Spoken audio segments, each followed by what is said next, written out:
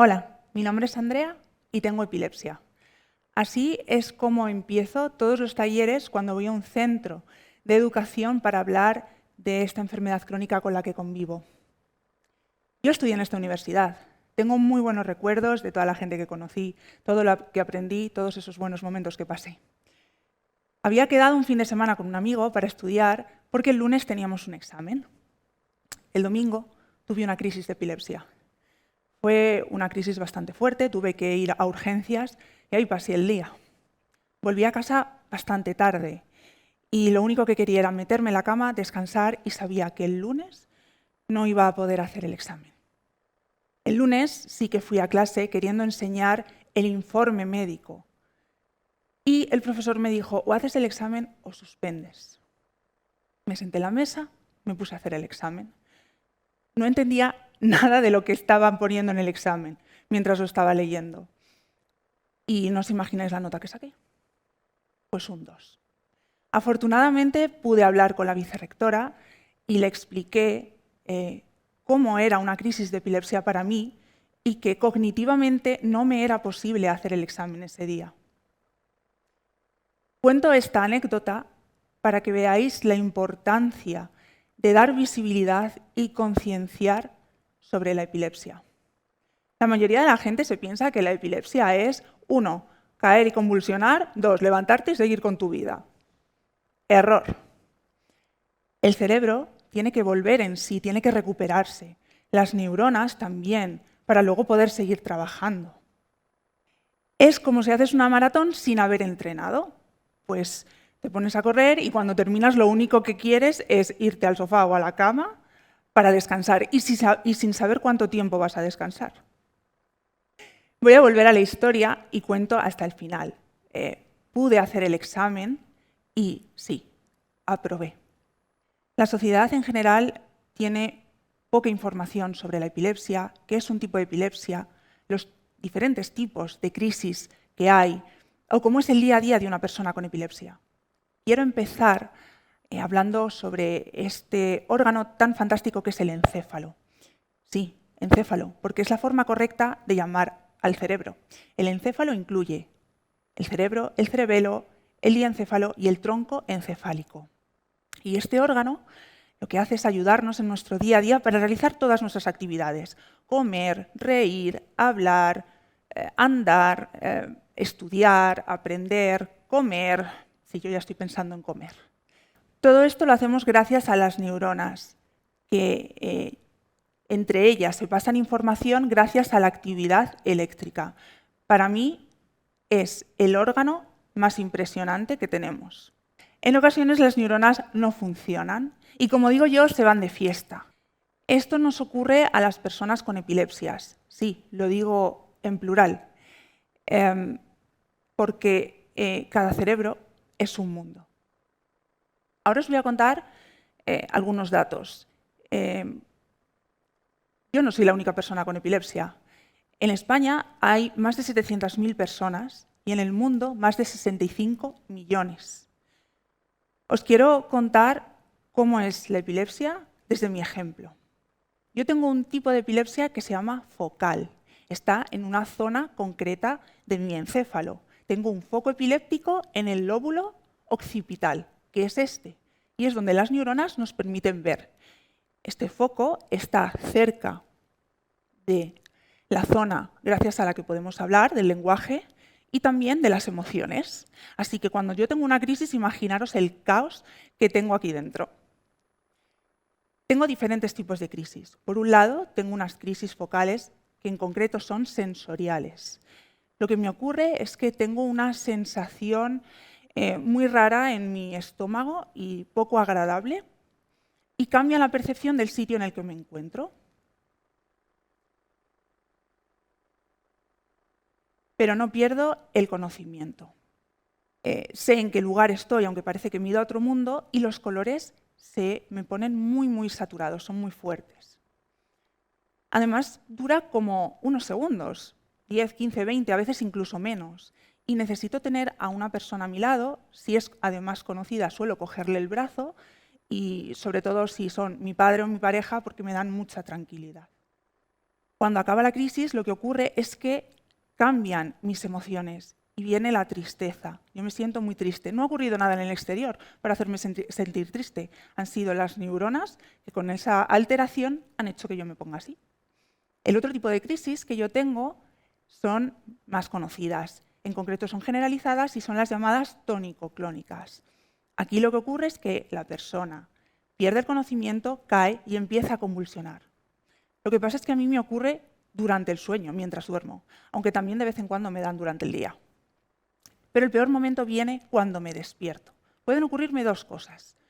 Puede que de repente me levante con un miedo aterrador.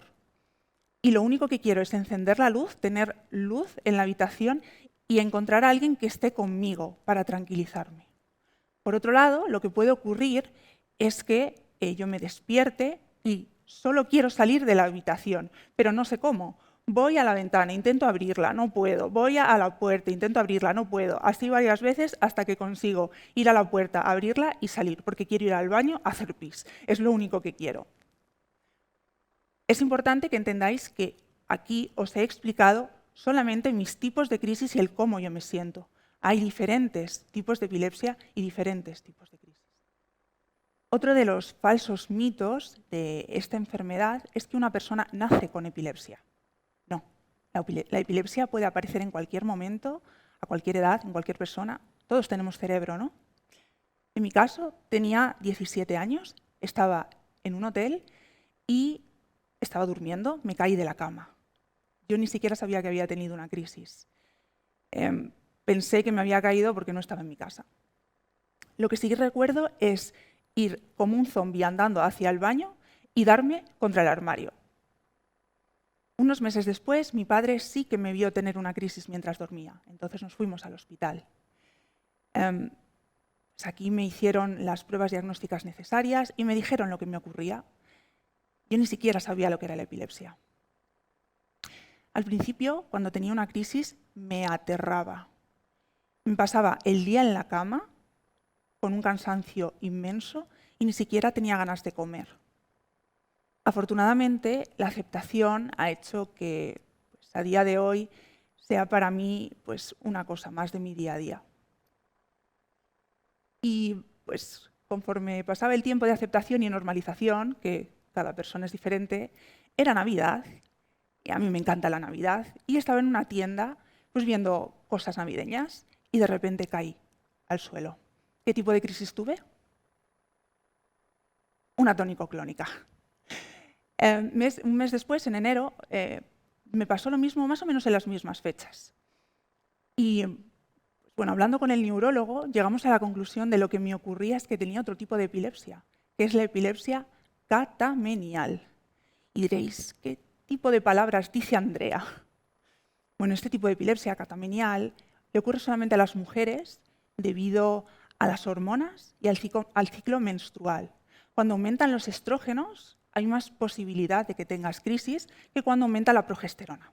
A mí me parece un tema muy interesante y que además debería de estudiarse más científicamente. Quizá estéis pensando, ¿pero esto de la epilepsia tiene cura? Pues en mi caso no. Pero la medicación es clave. En primer lugar, es el neurólogo el que debe saber qué medicación debes tomar. Por otro lado, es bueno que la persona aprenda a conocerse y entenderse, ya que la medicación anticrisis tiene efectos secundarios que pueden ser tanto físicos, tanto psicológicos. Además, esta medicación anticrisis no hace efecto de un día para otro. Esto no es como tomarse un ibuprofeno si te duele la pierna y dices, pues ya se me ha pasado. No, esto tiene un proceso algo más largo. En el caso de la medicación anticrisis es muy importante apuntar todo. Lo que ocurre al principio cuando empiezas a tomarla y lo que te va ocurriendo conforme la tomas diariamente, ya que pueden ocurrir cosas como, por ejemplo, cambios corporales o también efectos emocionales, para luego contárselo todo al neurólogo. Como digo yo, cuéntale tu vida, incluso si te duele el dedo del pie, porque puede tener alguna relación. En mi caso, he tomado muchos fármacos anticrisis que han hecho que tenga diferentes efectos. Os cuento un par de ejemplos. He tenido visión doble y mareos nada más tomar la medicación, y también he tenido bastantes cambios emocionales que luego al final he sabido controlar. Afortunadamente ahora tomo unos fármacos anticrisis que me ayudan y, como los llamo yo, son mis BFF, My Best Friends Forever, que no controlan mis crisis al 100%, pero me ayudan en mi día a día. Mi mundo cambió por completo, empezando por tener que tomar una medicación obligatoriamente y diariamente, como hemos hablado antes, cambio en la alimentación, una limitación en mis hábitos en el día a día, como por ejemplo no poder salir hasta tarde o pues, no poder beber alcohol, y que muchas personas se fueron de mi entorno. Os voy a contar algunos desencadenantes, algunos ejemplos de desencadenantes de mis crisis y algunos ejemplos de cómo yo me cuido. Si me voy a dormir más tarde de las 2 de la mañana, yo voy a tener una crisis sí o sí. Si soy la Cenicienta, a las 12 en la cama. Si yo tomo chucherías o Coca-Cola, aumenta la glucosa que va a mi cerebro, las neuronas se activan mucho y hay mucha posibilidad de tener una crisis. Y doy fe de ello, porque me ha ocurrido. Hace poco me pasé con la Coca-Cola una mañana y estuve toda la tarde con focales. Si me pongo a pensar en un tema concreto, por ejemplo en un tema laboral, y no duermo bien, pues aquí puede haber también una crisis. Aquí quiero meter al psicólogo, es un punto muy importante, porque es importante pedir ayuda, que te ayuden y además conocerte. Y por último, estar en un entorno seguro, hablar con personas que te conozcan y te apoyen, para contarles cómo te encuentras, lo que te ocurre, pues, por ejemplo, la familia, los amigos o tu pareja. Esto es algo que veo imprescindible, porque como he dicho antes, muchas personas se van a ir de tu entorno y de tu vida, pero otras no. Y muchas otras van a aparecer.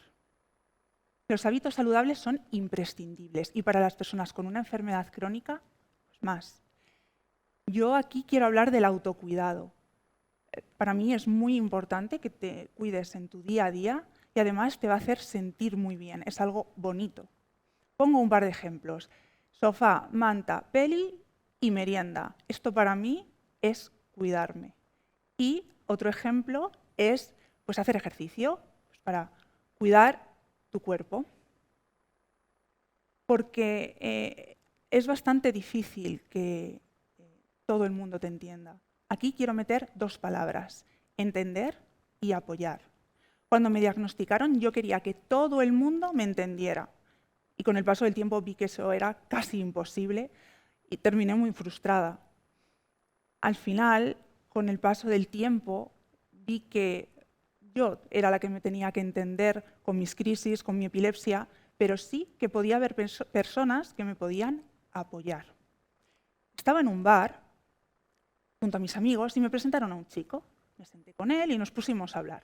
Y una de las primeras cosas que le conté fue que tenía epilepsia y que además hacía divulgación en epilepsia junto a mi alter ego Lolito epiléptico. Sí, yo hablo de Lolito allá donde voy. Y él me preguntó, ¿qué tengo que hacer si tú tienes una crisis? Yo se lo expliqué. Esta persona actualmente es mi pareja. Unas semanas después volvimos a quedar con mis amigos y este chico y tuve una crisis. Algunos amigos se asustaron, otros llamaron a 112, otros sabían qué hacer. Esta persona, este chico, supo qué hacer. Lo importante aquí es que todos se quedaron conmigo y me apoyaron.